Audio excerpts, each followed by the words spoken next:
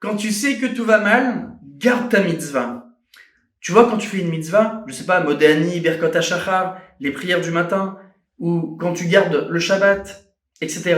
Tu vois cette mitzvah que tu fais, il dit Rav Snir Goïta, cette mitzvah, à ce moment-là, tu crées un ange. Cet ange, il devient ton avocat et il monte jusqu'au Kisei HaKavod, jusqu'à chez Hachem. C'est énorme. Il va avoir ça en tête, il va avoir cette idée en tête, c'est important. Et le Ramak, Rabbi Moshe Cordovero, il dit quelque chose d'incroyable. Quand tu fais une mitzvah dans ce monde, tellement elle est grande qu'Hachem, il peut pas te, même si, il peut pas te payer cette mitzvah avec quelque chose de matériel car dans ce monde. Elle est trop grande. Elle est beaucoup trop grande et éternelle. C'est-à-dire que, je te parle pas maintenant qu'Hachem, il va t'offrir une grande maison, la voiture que tu voulais, le projet que tu voulais qu'Hachem, il te réalise. Donc, un projet, c'est matériel, c'est dans ce monde. Hachem, même s'il te donne le monde entier et tout l'univers dans tes mains, ça ne suffit pas pour te payer cette mitzvah, et dit Rabbi Moshe Cordovero. Vous imaginez de quoi on parle, cette mitzvah, et pour bien comprendre que le thème de cette vidéo, c'est garde ta mitzvah. T'as fait une mitzvah, garde-la, garde son mérite. Et on peut comprendre aussi l'importance d'une mitzvah. Mais courez faire des mitzvot. Il faut qu'on court à faire des mitzvot. Pourquoi? Écoutez cette histoire. Avec le Rav Eliashiv. Vous savez, il y avait un avrer, donc un étudiant de Yeshiva à Bnei Brak, et voilà qu'il sort de la synagogue. C'est-à-dire qu'il était à la synagogue, il a fait sa prière, et il aide aussi, vous savez, le Magen David Adom. Il travaille avec le Magen David Adom, vous savez, c'est les médecins express qui courent dès ils ont tellement sauvé de vies. C'est à la minute ils sont là, et il reçoit dans son beeper qu'il faut une personne à côté de là où il était dans son secteur, il faut vite une personne pour faire, vous savez, le massage cardiaque. Et il voit que l'adresse, on lui informe que l'adresse indiquée, c'était juste en face de lui, en face de la synagogue. Il sort de la synagogue, il dit, mais c'est une chambre. Il court, il rentre dans une sorte de maison où il y avait énormément de personnes. Donc il écarte la foule, il y a une personne qui est à terre, il commence à lui faire le massage cardiaque, et grâce à son massage cardiaque, la personne a survécu. Il s'est rendu compte à qui il a fait le massage cardiaque, finalement, au Gadol Hador, le Rav Eliashiv. Gadol Hador, il y a quelques années, c'était le Gadol Hador du monde entier. Et c'est une mitzvah qu'il avait qui est énorme. Il s'est dit waouh, mais j'ai sauvé la vie du Gadol Hador, et grâce à lui, pendant des années, encore des années entières, où le Rav, il a donné des shiurim, il a vécu encore des années, où il a donné des cours de Torah. Quelle mitzvah! C'est immense. C'est ce qu'il a dans les mains, c'est du luxe spirituel. C'est un trésor, incommensurable. Et voilà que 2 semaines plus tard, donc cet avraire là, qui a sauvé la vie au Gadol Hador, il reçoit une lettre. C'est dans sa boîte aux lettres. Il partait au kollel, il partait à la yeshiva, et il voit qu'en prenant ces lettres, il y a une lettre qui était très belle. C'est avec des autocollants, vous savez, bien décorés. C'est quoi cette lettre? Il prend cette lettre, il l'ouvre, et il voit un mot. C'était une personne qui habitait aux États-Unis, en Amérique. Et il informe à cet avraire que cette histoire-là, qu'il a sauvé le Gadol Hador, ça a rebondi, ça a fait écho jusqu'aux États-Unis. Et cette personne-là qui lui a écrit cette lettre, il est multimillionnaire. Et il est prêt à lui acheter la mitzvah à $1 million. Maintenant, il faut savoir que cet avraire, il a 8 enfants. Et que sa situation financière, etc., est complexe et compliquée. Il roulait pas sur l'or du tout. Au contraire, il avait besoin d'argent. Donc ce million-là, ça peut l'intéresser. Il en parle à sa femme. Ils savent pas quoi faire. Mais je vends pas la mitzvah, c'est une mitzvah en or, qu'est-ce qu'on fait?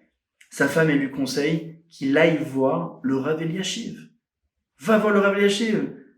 Il est très bien placé pour te répondre. Il est Gadol Hador, il va te répondre. Et en plus, tu lui as sauvé la vie, donc vas-y. Il va voir le Rav Eliashiv. Le Rav Eliashiv, tout de suite, il le reconnaît. Il lui fait le kavod, il dit, viens t'asseoir à côté de moi, etc. Comment je peux t'aider? Il lui a sauvé la vie, c'est énorme. Et il lui explique l'histoire, la lettre du multimillionnaire et de dilemme. Il est face à ce dilemme. Qu'est-ce qu'il fait? Il doit garder la mitzvah, cette énorme mitzvah, ou il la vend à $1 million. Que pense le Rav? Que pense le Gadolador? Alors le Rav Eliashiv lui dit, je vais te raconter une petite anecdote, une petite histoire. Et après, tu fais ce que tu veux avec cette histoire. Avec cette histoire, tu feras ce que tu veux. Tu déduiras à ta façon. Il lui explique qu'il y avait en Israël, il y avait une personne millionnaire. Et ce millionnaire-là, il avait plein d'affaires, des usines, plein d'entreprises, des affaires, un businessman. Et il a écrit dans un papier, comme quoi, donc de manière officielle, comme quoi il lègue toute sa fortune, toutes ses affaires, donc toute sa fortune, à son fils. Il avait un fils de 6 ans. Maintenant, cette personne, elle est Nifteret. Elle est morte. Et elle a légué toute sa fortune à son fils de 6 ans. Maintenant, le fils de 6 ans, quand il était avec les avocats auprès du juge, etc., ils l'ont légué toute sa fortune. C'était décrété comme quoi toute sa fortune revenait à son fils de 6 ans. Et l'avocat, il voit le fils avec ce petit papier-là que l'enfant ne sait pas, mais ce petit papier-là, il y avait une signature et c'était la preuve qu'il détenait toute cette fortune. Et il commençait à faire un avion avec, il commençait à jouer. Et l'avocat, il s'est dit, attends, c'est intéressant ça, qu'il joue, il a pas la valeur de cette preuve-là. Qu'est-ce qu'il a fait? Il est parti acheter un grand paquet, vous savez, de bonbons, de chocolat, tout ce que les enfants, ils aiment manger, bonbons, chocolat, etc., à volonté, un énorme sac. Il vient voir l'enfant, cet avocat, et il lui dit, écoute, tu veux un chocolat, tu veux un bonbon, je suis prêt à te donner tout ce sac. L'enfant a dit, quoi, sérieux? Et il dit, mais à une seule condition. Tu vois ton avion, là, ton papier, là, que t'as fait un avion, tu me le donnes, et juste t'écris dessus, comme quoi tu me donnes bien cette feuille, ça m'appartient. Mais l'enfant, mais c'est même pas une question, mais prends cette feuille, donne-moi les bonbons, donne-moi le chocolat, prends cette feuille, il est à toi. Et il lui dit, le Rav Eliashiv, il lui dit, qu'est-ce que t'as compris de cette histoire? Alors il lui dit, la vraie qui avait sauvé la vie au Rav Eliashiv, il lui dit, mais c'est quoi cet avocat? C'est un trompeur, c'est un méchant. Et l'enfant, il sait pas que ça y est, qu'il détient une fortune dans ce papier, et il lui donne des bonbons et des chocolats, mais ça marche pas comme ça. Et il dit, le Rav Eliashiv, écoute tes oreilles, écoute bien ce que ta bouche, elle vient de dire. Écoute bien. Il lui dit quoi? Il lui dit, tu vois le $1 million là, dans ton dilemme, je sais pas si tu vends ou pas ta mitzvah, je te propose $1 million pour la mitzvah que t'as fait, mais ce $1 million là, ça représente les bonbons dans notre histoire. Avec l'enfant qui a son père lui a légué toute la fortune, que l'avocat maintenant veut le racheter avec des bonbons et des chocolats. Les bonbons et les chocolats, c'est ton $1 million. Tu n'as pas idée, en fait, de ce que représente la mitzvah que t'as fait, d'avoir sauvé le Gadolador, etc. T'as pas, en fait, en réalité, si tu avais conscience de cette mitzvah, tu serais même pas venu me poser la question. Il lui a dit, le Rav Eliashiv, cette mitzvah que t'as fait, dans le ciel, Hachem, le salaire qu'il va te donner, mais spirituellement, tu es milliardaire, t'as pas idée. Ne vends jamais tes mitzvot. Sous aucun prétexte, lui a dit le Rav Eliashiv. La mitzvah, elle est incommensurable et infinie dans son salaire, encore plus. Et la mitzvah d'avoir sauvé le Gadolador, vous imaginez bien comment c'est infini. Mais toutes les mitzvot, c'est comme ça. Alors, il dit le Rav Eliashiv, ne vends aucune de tes mitzvot, pour rien au monde.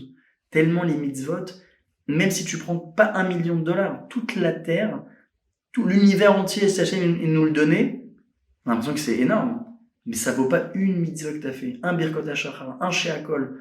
Une fois t'as pris sur toi, Shomer Negia, la Tzniut, ne pas dire de la Shonara, faire le Shabbat, mettre un talit katan, mettre les téphilines, prier, Shacharit, Mincha ou Arvit, ce que tu veux, n'importe quelle mitzvah, ça vaut plus que tout l'univers entier. Alors mes amis, soyez fiers de vos mitzvot, même une, oui. Vous connaissez maintenant la valeur, et pour rien au monde, vous vendez vos mitzvot, gardez vos mitzvot, c'est très précieux. Razak, et à bientôt pour une nouvelle histoire.